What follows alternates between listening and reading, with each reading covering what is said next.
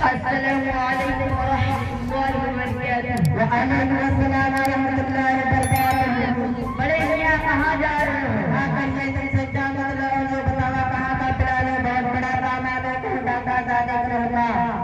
बड़े मियाँ यूसुफ जमात का इंतजाम है, आप जानते नहीं। आज हमारे गाँव में तमाम बुजुर्ग लोग अल्लाह के रास्ते में जा रहे हैं। अरे हमको ये सबका फायदा ना, तो सब कैसे करा जाता है? मियाँ जी आपको मालूम नहीं जमात जाने से क्या फायदा है? कुछ बार में काला भला हो जाए। बड़े मियाँ हम लोग अल्लाह के रास्ते में निकलते हैं और वहाँ जाकर लोगों की खिदमत करते हैं और अपने अमाल पे जायजा लेते हैं कि हम जो करते हैं वो सही है कि नहीं।